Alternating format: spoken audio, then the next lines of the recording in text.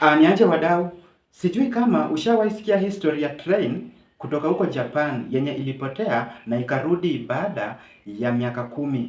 Na by the way, hii ni story ya ukweli. So pia wewe unaweza enda ukafanya research yako na kujifunza mengi zaidi. Twende kazi.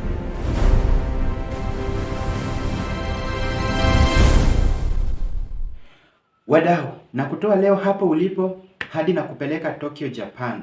Mwaka ni wa 1996 Oktoba tarehe 12. Tunapata train ya Sakura Midnight Express number 38.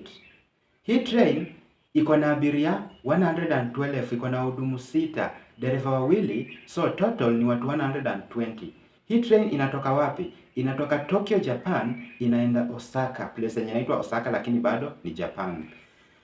So hii train ilitoka saa 9 na dakika 10 za usiku. Ikaanza mwendo wa kuelekea Osaka.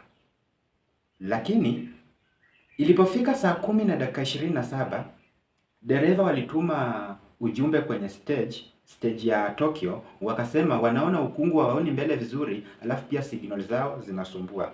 So stage walipotaka kurespond, walipata hawapatikani. Wakajaribu kuwatafuta hawa dereva wa hiyo train lakini hawapatikani. So ilipofika asubuhi, train haikuwa imefika Osaka. Stage ya Osaka ikaconfirm train haijafika huko. So wakaanza kutafuta, wakaanza kufuata hiyo barabara ya gari ya moshi waone kama watapata mabaki. Maybe gari ilipata ajali, lakini hawakupata kitu chochote, hawakupata hata chuma cha hilo gari.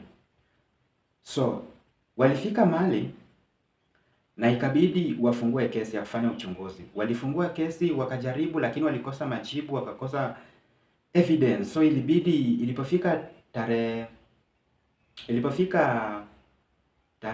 ilikuwa 202. Ilipofika 202, wakafunga hiyo kesi rasmi kwa sababu ya kukosekana ushahidi na kukosekana majibu sahihi.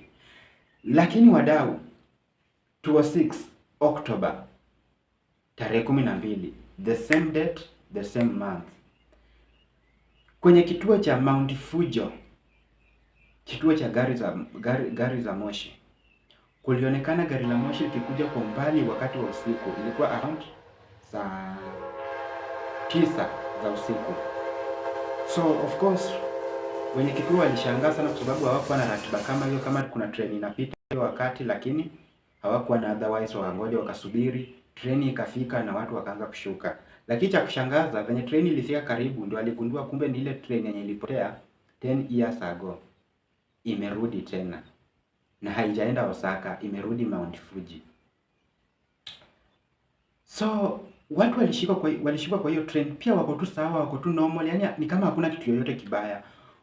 Watu yani ni kama hata hawajachoka, yani watu ni kama watu wenye wametravel for 2 hours only, yani watu wako tu sawa. Madereva waliulizwa, mnajua huu ni mwaka gani? Wakasema wanajua wako 1996, na ukweli ni kwamba walikuwa 206. Lakini cha kushangaza, wako vile walikuwa, mavazi ni yale, hawajazeeka, hakuna umri wenye umeongezeka, hakuna mtu mwenye amezeeka, hakuna mtu mwenye analia njaa ama yani wako tu vile walikuwa. Hata wanasayansi walikosa majibu kwa sababu walishangaa how comes kitu kama hiyo ifanyike. Lakini kuna wanasayansi ambao walileta theory mingi tofauti. Kuna wenye walisema ati kuna place ukipita time inaganda, kuna wenye walisema mambo ya time travel. So kuna wenye waliongea vitu kama hizo, lakini hadi wa leo venye tunaongea hivi hakuna jibu sahihi ambalo limewahi patikana kwa kupotea kwa hiyo train ya Sakura Midnight Express number 38. So hiyo ndio jambo la kushangaza sana lenye lilitokea 206, ambalo hadi wa leo halina majibu sahihi. Wacha tufungie hapo wadau. Usisahau kusubscribe, kushare na kulike pia, na pia kutoa maoni pia.